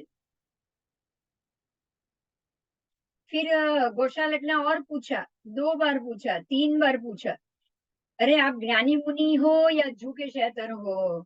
आप ज्ञानी मुनि हो या जू को ले लेके माथे पे रखने वाले हो? अब एक ही बात को वो 4 बार पूछ रहा है। तो वैश्यायन, जो वैश्यायन बाल तपस्वी थे, वो क्रोधित हो गए, और क्रोधित होकर उन्होंने धमधमाट हो गए, वो बहुत गुस्सा आ गया क्योंकि ये तो पागल है, चुप ही नहीं हो रहा है। और 4-5 बार उसने पूछ लिया और मुनि को आया गुस्सा। वो अपने आता अपना भूमि से नीचे उतरे, और उतरने के बाद वो तेजस समुद्घात किया उन्होंने। तेजस समुद्घात करके 7-8 डग वो पीछे खिसक गए, और वहां खिसक कर गौशालक को मारने के लिए उन्होंने उसके शरीर पर अपने, वो जो तेजस समुद्घात किया था उसी के बल पर, क्योंकि ये लब्धिधारी थे और तेजोलेशिया की साधना कर रहे थे, उनको तेजोलेशिया प्राप्त हो चुकी थी। तो पीछे गए और उन्होंने घोषालक के शरीर ऊपर पीछे जाकर उसके शरीर पर तेजोलेशिया छोड़ी। जिसकी साधना कर रहे थे, जिसकी सिद्धि उन्होंने प्राप्त करी थी, उसका पहला ही प्रयोग उन्होंने तेजोलेशिया छोड़कर घोषालक पर कर लिया। ये वो बहुत सवाल करते थे तो उनको गुस्सा आ गया।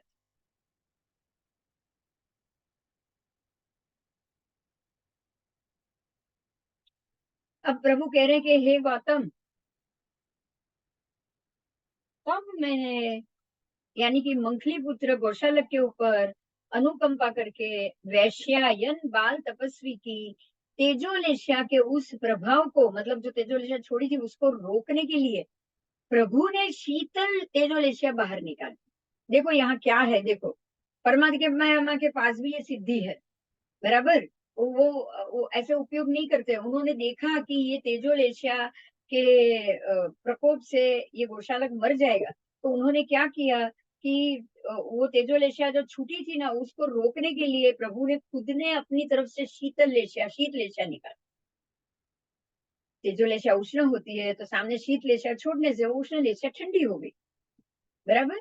और शीत लेशा लेशा तेजोलेशा के प्रभाव से वो जो वैश्यायन बाल तपस्वी की उष्ण लेशा थी, उसका प्रभाव खत्म हो गया, वो वहां रुक गया, वो निष्क्रिय हो गई, तेजोलेशा वहां पर निष्क्रिय हो गई, बराबर। और शीत तेजोलेशा नो, नो जो छोड़ी थी, उसने वो उष्ण तेजोलेशा पर प्रतिघात किया, और उष्ण तेजोलेशा गोशालक के शरीर को ना उसने अल्प पीड़ा दी, ना विशेष पीड़ा दी, ना ही उसके शरीर के अवयव छेद किया, कुछ नहीं किया। और वो तेजोलेशा अपने आप अपना प्रभाव खत्म कर खत्म हो गई। तो जैसे ही लगा वेश्यायन बाल तपस्वी को कि अरे ये तो शीतलेशा जानता है, मतलब इसने मेरी लेशा को खत्म करने के लिए दूसरी लेशा छोड़ दी, तो उन्होंने तुरंत अपनी तेजोलेशा को वापस खींची। उनको तुरंत मालूम पड़ गया कि ये व्यक्ति तो ज्यादा बलवान है, ज्यादा सामर्थ्यवान है। और जैसे ही उन्होंने देखा कि ये शीत लेशा सामने आ रही, तो उन्होंने अपनी तेजोलेशा को वापस खींची है। और उसने कहा कि भगवान को हाथ जोड़े, वो वैश्यायन बाल तपस्वी ने, और कहा कि हे भगवान, मैं मुझे मालूम पड़ चुका है कि आप भगवान हो। मैं मुझे मालूम पड़ गया है कि आप महारुद्धिवान हो, आप समृद्धि हो, समर्थ हो, कि मेरी तेजोलेशा को आपने विफल कर दिया है, तो आप भगवान हो। आपकी कृपा से ही ये सब हुआ है, आपके प्रभाव से ही ये गोशालक बच गया, और आपने इसको बचाने के लिए ही मेरी तेजोलेशा को विफल कर दी। तो आप सर्वशक्तिमान हो गए, तो मैं आपकी इस सामर्थ्यवान को जान चुका हूँ, और मैं आपकी कृपा को भी मान चुका हूँ। तो आपकी कृपा से ही ये हुआ है, ऐसा कह दिया। और ये सब हो गया पल भर में। और गोशालक ने को लगा कि अरे, इसकी तेजोलेशा के सामने भगवान ने शीतलेशा छोड़ी, मतलब कि ये तो सामर्थ्यवान है ही, लेकिन ये तेजोलेशा अगर वो शीतलेशा नहीं छोड़ते, तो ये अग्नि की ज्वाला में मुझे खत्म कर देती, मुझे जला देती। तो इसीलिए गोशालक ने इस विद्या को जानने का, सीखने का मन बना लिया। देखिए, यहाँ भी समझने जैसी बात है कि ये विध्वंस प्रकृति का था, इसीलिए उसको तेजोलेशा सीखने का मन हुआ। उसने भगवान से ये नहीं पूछा कि तेजोलेशा का तोड़ अगर शीतलेशा है, तो मैं शीतलेशा सीख। समझ में आ रहा है? उसने ये देखा कि विध्वंस करने वाली विद्या सीखूं, विध्वंस से बचाने वाली विद्या को मुझे जरूरत नहीं। ऐसा तो कोई विध्वंस दिमाग वाला ही सोच सकता है। जिसको अशुभ ही करना है जिस किसी का, तो वो ही अशुभ विद्या सीखेगा, और जिसको अशुभ को शुभ में पलटना है, वो शुभ विद्या सीखेगा। यहाँ गोशालक अशुद्ध है, अशुभ भाव वाला है, इसीलिए उसने शीतलेशा नहीं, लेकिन तेजोलेशा का सीखने का मन बना दिया। और उसने भगवान से ही पूछा कि ये कैसे सीखा जाता है।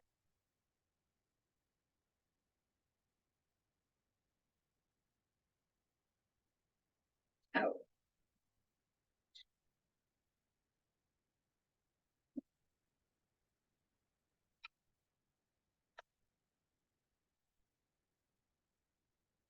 अब वो मंखली पुत्र सारी चीज गोशालक सुन रहा था। उसने सीधा भगवान से पूछा कि हे भगवान, ये तो जुओं का शैया तर बाल तपस्वी, और उसने आपको हे भगवान मैंने जान लिया है, हे भगवान मैंने जान लिया है, ऐसा क्यों कहा? बराबर, मैंने आपको जान लिया है, मैंने आपको जान लिया, ऐसे वो बार बार बोला था, वो क्यों बोला? बराबर। तब परमात्मा ने गोशाले को सत्य बात सब कुछ बता दिया कि मैंने मंगली पुत्र से इस प्रकार से कहा, ऐसा भगवान कह रहे हैं कि हे गोशालक, ये वैश्यायन बाल तपस्वी को देखकर तू मेरे पास से सड़क के उधर चला गया, बराबर। और उधर जाकर तूने उसको पूछा कि तुम ज्ञानी मुनि हो या जू का घर हो, आप तो जुओं का घर हो, आप ज्ञानी मुनि नहीं हो। तुमने उनकी मजाक उड़ाई, तुमने उनको ज्ञानी मुनि नहीं जाना, लेकिन तुमने उनको आप जू का घर हो ये चीज बार बार बताई और उनको गुस्सा दिलाया। तो वैश्यायन ने तुम्हारा इस कथन का अनादर आदर स्वीकार नहीं किया, वो मौन रहा। तुमने उसको दूसरी बार यही बात पूछी, तीसरी बार यही बात पूछी, तब वो कुपित हो गया, क्रोधित हो गया, और उसने तुम पर मारने के लिए, तेरे शरीर को जलाने के लिए तेजो लेशिया छोड़ी। अगर ये लेशिया तेरे शरीर तक पहुंच जाती तो तू अवश्य मर जाती।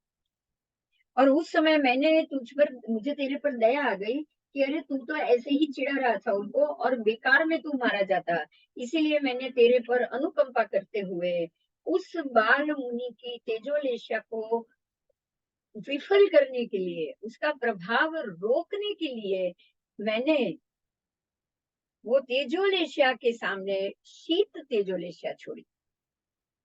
वो अग्नि की तेजोलेशा थी, उसको ठंडा करने के लिए मैंने शीत तेजोलेशा छोड़ी, बराबर, जिससे वो उष्ण तेजोलेशिया का प्रतिघात हो गया और तेरे शरीर को अल्प पीड़ा भी नहीं हुई, विशेष पीड़ा भी नहीं हुई, और कोई अवयव छेद आदि नहीं हुआ, बराबर। और उसने ये देख लिया कि मैंने तेजोलेशा छोड़ी, इसलिए उसने अपनी उष्ण लेशा को वापस खींच लिया। और उसने मुझे इस प्रकार से कहा कि हे भगवान, मैं जान गया हूँ, मैं जान गया हूँ कि गोशालक आपकी कृपा के कारण बच गया। भगवान ने उसको ये बताया कि तू मेरी कृपा के कारण बच गया है, ऐसा ये बात वो जान गया, और इसीलिए वो अपनी तेजोलेशा को उसने वापस, उष्ण तेजोलेशा को उसने वापस खींच लिया अपने अंदर, और वो शांत होके यहाँ से चला गया। अब ये सारी बात सुन के गौशाला को तो क्या हो गया मालूम ही नहीं पड़ा था, पर भगवान ने जब बताया कि उसने उष्ण तेजोलेशा से तो तुम मर जाता, तब वो डर गया। अब वो डर गया, भयभीत हो गया, और उसने भयभीत होकर भगवान को वंदन नमस्कार किए, और इस प्रकार से पूछा कि हे भगवान, संक्षिप्त और विपुल तेजोलेशा कैसे प्राप्त होती है। देखिए अब उसका मन कहाँ है। भगवान ने बचा लिया, वंदन तो कर लिया, धन्यवाद कर लिया, पर ये पूछ लिया कि ये तेजोलेशा कैसे प्राप्त होती है। तब हे गौतम, मैंने मंखली पुत्र गोशालक को कहा कि बंद मुट्ठी जितने अड़द के बाकुले होते हैं, वो बंद मुट्ठी, एक मुट्ठी अड़द के बाकुले और एक अंजलि भर पानी, हाथ की अंजलि भर पानी का उपयोग करके निरंतर छठ छठ की तपस्या करना है। और छठ की तपस्या के पाने में वही एक मुट्ठी उड़द के बाकुले और अंजलि भर के पानी, उसका ही आहार करना है। वापस छठ, वापस ये आहार, वापस छठ, वापस ये आहार, ऐसा करते करते 6 महीने तक, 6 महीने तक ये तप चलेगा। और ये पूरे तप के दौरान दोनों हाथ ऊपर रखकर ऐसे, और सूर्य के सन्मुख खड़ा होकर आतापना लेने वाले पुरुष को 6 मास के अंत में संक्षिप्त विपुल तेजोलेशिया प्राप्त होती है। भगवान ने बता दिया रास्ता, ये संक्षिप्त विपुल तेजोलेशिया कैसे प्राप्त होती है। परमात्मा को एक बात समझनी है, ये परमात्मा की बात नहीं है, प्रत्येक ज्ञानी की बात। देखिए परमात्मा मन प्रयोग ज्ञानी थे, वो जानते थे, परमात्मा को तो उसी भव का पूरा पता था उनको, बराबर। गोशालक के मन के भेद को जान चुके थे कि ये तेजोलेशा सीख ही इसलिए रहा है कि दूसरों को मार पाए। मन प्रयोग ज्ञानी तो वो थे ही, लेकिन फिर भी जो सवाल ज्ञानी को पूछा जाता है, मन प्रयोग ज्ञान तो अब तो पूरे पूरे रूप से ज्ञान के उगाड़ हो चुका था। तो ज्ञानी के लिए ये बहुत बड़ी बाधा रूप कहा जा सकता है, या बड़ी आपत्ति का समय कहा जा सकता है, कि अगर कोई अशुभ फल वाला ज्ञान भी आपसे जानना चाहे तो आपको उसको जवाब देना पड़ता है। ज्ञानी को कोई भी ज्ञान का आवरण रखने का कोई अधिकार नहीं। अगर ज्ञानी उस जवाब को टाल जाए, या जवाब उल्टा दे दे, या उसको गलत दे दे, तो उसके ज्ञान को आवरण लग जाएगा। तो ज्ञानी जैसे जैसे आगे बढ़ते हैं अपने रास्ते में, वो कभी भी असत्य का आधार नहीं लेंगे। कभी भी झूठ नहीं बोलेगी, कभी भी हकीकत को नहीं छुपाएंगी, और जो भी बात होगी वो सत्य रूप से, स्पष्ट रूप से सामने वाले के प्रश्न का जवाब वो दे दे। वो ये भी नहीं सोचेंगे कि ये मेरा शत्रु है, ये मेरा ही अशुभ करेगा मेरे से जानकर।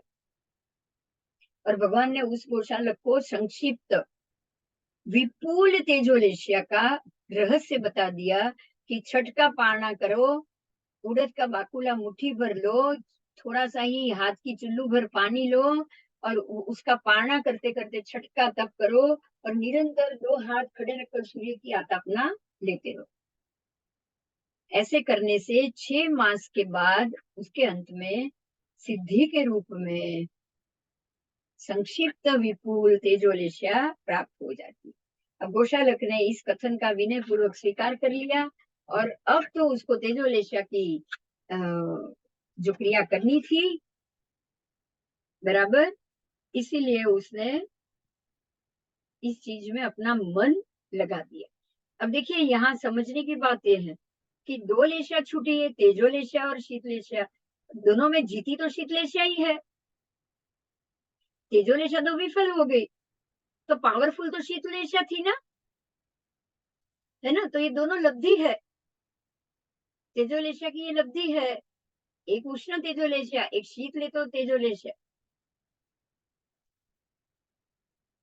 बराबर। तो उष्ण तेजोलेशिया प्राप्ति की विधि प्रभु ने गोशालक को बता दी, क्योंकि गोशालक ने उतना ही पूछा।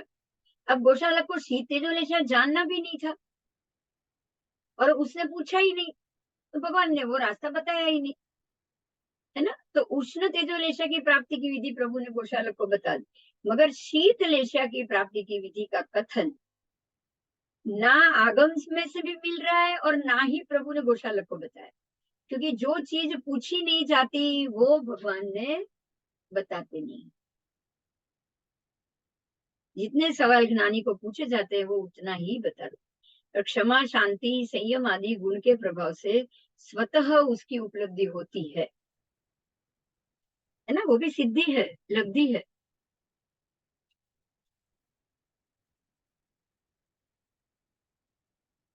आओ,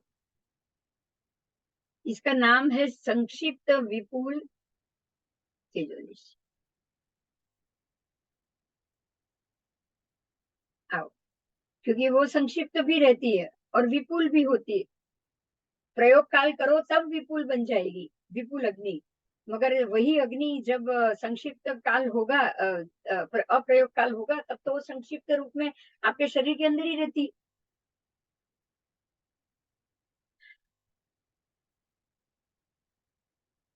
अब प्रभु और गोशालक वहां से बाहर निकले। बाहर निकलकर वही कूर्म ग्राम नगर में आए। उसी जगह से वो निकल रहे हैं, और जहां पे वो तल का जो छोड़ था वो गोशालक ने निकाल दिया था, और भगवान की बात को झूठा करना साबित किया था, वहीं पर वो पहुंच गए।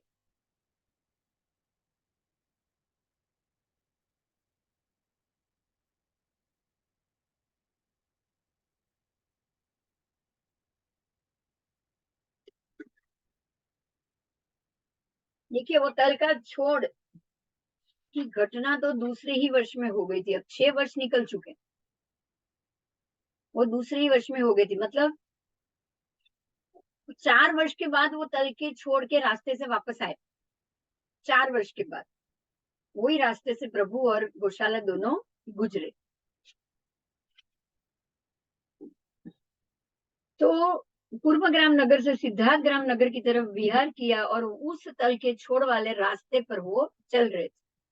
तब गौशालक ने पूछा कि हे भगवान, आपने मुझे उस समय कहा था, और जो आपने प्ररूपणा की थी कि हे गौशालक, ये तल का छोड़ निष्पन्न होगा, और तल के पुष्प के जीव मरकर इसी तल की छोड़ की एक फली में 7 तल के रूप में जन्म लेंगे। लेकिन आपकी ये बात तो मिथ्या हो गई, क्योंकि वो तो तल का छोड़ तो उसी वक्त, उस दिन जो बारिश हुई थी और वो सब था, उस दिन उसी दिन मैंने तो उसको उखेड़ दिया था, बराबर। इसीलिए ये तो प्रत्यक्ष सिद्ध है कि ये तल का छोड़ तो उगा ही नहीं था, वो तल का छोड़ तो उगा ही नहीं था। और वो अनिष्पन्न नहीं रहा, मतलब आपकी बात तो झूठ साबित हो गई। ठीक है, और उस तल के पुष्प के 7 जीव मरकर इस तल की छोड़ की एक फली में 7 तल के रूप में वो उत्पन्न तो हुए ही नहीं है। तो उसने अब बताया भगवान को कि आपने जब बोला था मैंने तो वो छोड़ उखाड़ दिया था, मतलब आपकी बात मिथ्या हो गई है। आपके जो तल के छोड़ के आप कह रहे थे कि उसी में 7 फली में 7 तल के रूप में उत्पन्न होंगे, तो वो ऐसे हुआ नहीं है। तब भगवान गौतम गोशालक को कह रहे हैं कि हे अरे गोशालक, जब मैंने तुझे इस प्रकार से कहा था, प्ररूपणा की थी, तब तुझे मेरे कथन की श्रद्धा प्रतीति रुचि नहीं हुई थी, और तुमने ये न रुचि ना होने के कारण मेरी वाणी को मिथ्या साबित करने के लिए उस समय मेरे से तो धीरे धीरे पीछे खिसक गया था, और तूने वो तल के छोड़ के पास जाकर उस तल के छोड़ को मूल सहित मिट्टी सहित उखाड़ कर फेंक दिया। बराबर। मगर तुझे ये नहीं पता कि उसके बाद क्या हुआ। तूने तो उसको फेंक दिया उठाकर, उसके बाद उसी क्षण आकाश में जोर जोर से दिव्य बादल आ गए और गरजने लगा, बादल जोर जोर से बरसने लगे, बारिश हो गई। और उस बारिश के अंदर तूने जो तल का छोड़ फेंका था, वो छोड़ पानी मिलने के कारण पानी इकट्ठा हो गया, और वो मूल मिट्टी सहित होने के कारण जमीन में जड़ गया। और वही छोड़ जो तूने उखाड़ा था वो वापस जमीन में निष्पन्न होना शुरू हो गया। और हे गोशालक, यही वो बड़ा छोड़ जो है, वो उसी तल का छोड़ जो वापस जम गया था वो। बराबर। और 7 तल पुष्प के जीव मरने के बाद इसी तल फली के अंदर, इसी छोड़ की एक तल फली के अंदर 7 तल के रूप में उत्पन्न हुए। इसलिए हे गोशालक, ये जो तल का छोड़ था वो निष्पन्न हुआ, वो अनिष्पन्न नहीं रहा है। और उस 7 तल पुष्प के जीव मरने के बाद इसी तल के छोड़ के अंदर एक तल फली में 7 तल के रूप में उत्पन्न हो चुके। ये पूरी कथानक यहाँ पूरा होते ही परमात्मा ने ये भी कहा कि हे गोशालक, इस प्रकार से वनस्पति का एक जीव मरने के बाद उसी शरीर में फिर से उत्पन्न हो सकते हैं। बराबर। वनस्पति का जीव अब जो फूल उगे वही वहां से निकलकर मरकर फल के रूप में उसी वृक्ष में भी उत्पन्न हो सकते हैं, उसी वृक्ष में दूसरे भी फल बन सकते हैं, पान भी बन सकते हैं, मतलब सब कुछ हो सकता है।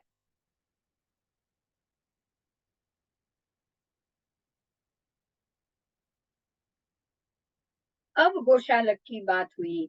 अब वो गोशालक ने क्या किया, उसमें से एक तल फली तोड़ी, क्योंकि अब तो उसको साबित करना था। वो तल के छोड़ के पास गया, जैसे ही भगवान ने ये बताया, वो तल के छोड़ के पास गया। वहां जाकर तल के छोड़ की तल फली उसने तोड़ भी दी, और उसको तोड़कर हाथ से मसल कर 7 तल बाहर निकाले, और गिना कि 7 तल है।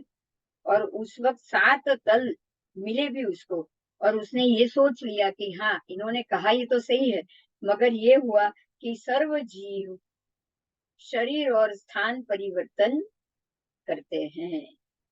तो हे गौतम, उसके मन में ये विचार आया कि सर्व जीव शरीर और स्थान परिवर्तन करते हैं, मतलब शरीर भी परिवर्तन किया। देखिए, तल के जीवों ने शरीर परिवर्तन किया, स्थान परिवर्तन किया, पर उसने ये मान लिया, उसने ये नहीं माना कि ये मरने के बाद फिर से उत्पन्न हुए। उसने ये मान लिया कि वही जीव जो जो फूल के जीव रूप में जो जीव थे, उन्होंने स्थान परिवर्तन किया, उन्होंने शरीर परिवर्तन किया।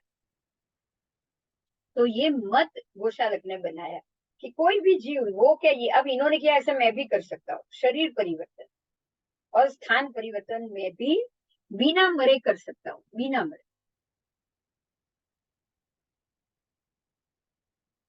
अब गोशालक मंक में भी परिवर्तन हुआ, क्योंकि अब तो भगवान को मालूम पड़ गया उसने क्या कर्म किए थे, वो बाहर आ गया, है ना। तो अब तो भगवान के पास रहने का तो उसको मालूम पड़ गया कि अब तो इनको पता चल गया है कि मैं ऐसे इनके पीछे पीछे इनका बुरा सोचता हूँ, जो बोलते हैं उसका विपरीत करने की कोशिश कर रहा हूँ, इनको अब पता चल गया। तो अब वो धीरे धीरे भगवान से अलग होना उसने शुरू कर लिया, और अब वो भगवान से अलग हो भी गए। तो यहाँ जो गाथा पाठ है वो खास ये है कि कोई भी जीव मरने के बाद जो छोड़े हुए जो उसका शरीर था, उसी में वो पुनः धारण करता है या उत्पन्न होता है, और जो शरीर छोड़ा है उसी शरीर में फिर से उत्पन्न होना। इस प्रकार से जीव एक काय में एक ही शरीर में बार बार परिवर्तन होकर जन्म लेता रहता है, और ये व्यवहार वनस्पति काय में ज्यादा होता है। ये नॉर्मल बात है, लेकिन गोशालक ने इसका स्वतः अलग से पृथक्करण किया, और ये पृथक्करण ये हुआ कि गोशालक ने तल पुष्प के जीवों को उसी तलफली में उत्पन्न होते हुए देखे, और जैसे ही देखा भगवान ने का उत्तर मिथ्या करने का उनका प्रयत्न सफल हो गया। अब भगवान की बात को वो सही तो करेगा नहीं, इसलिए भगवान की बात थी कि जीव, वनस्पति का जीव अपने ही शरीर में बार बार उत्पन्न हो सकता है। अब ये वचन को उसने मिथ्या करने की कोशिश करी, तो उसने इसके लिए एक अलग से सिद्धांत बनाया। वो सिद्धांत भी समझने जैसा है, उसने अलग से बना दिया। अब इसको सिद्धांत तो कह नहीं सकते, क्योंकि सिद्धांत से विपरीत बात है। तो तब उसने यहाँ पर स्वयं प्रभु से पृथक विचरण करके इस प्रकार का मत बना लिया कि जीव जिंदा ही, देखिए मरने के बाद दूसरा भव यहाँ लेंगे ऐसा नहीं, जीव जीवित ही अपना शरीर भी बदल सकता है और अपना स्थान भी बदल सकता है। उसको इसके लिए मरने की जरूरत नहीं, उसने ऐसा नियम बना दिया। ठीक है, तो अब स्वयं ही वो प्रभु से थोड़ा उसको भी ग्लानि फील हुई कि अब मैं इनके साथ नहीं रह सकता, रह पाऊंगा, और वो प्रभु से अलग विचरण करने लगा। प्रभु की दीक्षा के दूसरे वर्ष से गोशालक प्रभु के साथ आया था। 6 वर्ष तक वो प्रभु के साथ रहा, और प्रभु की दीक्षा के 8वें वर्ष के शियाड़ा के समय ऋतु में, हेमंत ऋतु में, वो स्वतः प्रभु से 8वें वर्ष में अलग हुआ। दीक्षा के 8वें मतलब प्रभु से अपना गोशाला और उसका 7वें वर्ष में अलग होने का संबंध हो गया है। तो 7 वर्ष तक वो गोशाला प्रभु भगवान के साथ रहा, उसमें उसने तेजोलेशा की विधि जान ली। अब वो अलग होने के बाद वही नख सहित एक मुट्ठी अड़द की बाकुला ले रहा है, एक अंजलि पर पानी से वो पारणा कर रहा है, और निरंतर छट छट के तप करके हुए 2 हाथ ऊंचा करके सूर्य के सन्मुख खड़ा रहकर आता अपना भूमि में जाकर आता अपना लेने लगा है। और इस प्रकार से 6 महीने निकल गए, और अंत में गोशालक को संक्षिप्त विपुल तेजोलेशा अपने आप ही प्राप्त हो गई। बराबर। तो अब गोशालक का इतना विवरण करेंगे क्योंकि ये 2-3 एपिसोड होगा ऐसा मुझे लग रहा है। तो अब गोशालक ये हो चुका है, और अब आगे क्या हो रहा है वो हम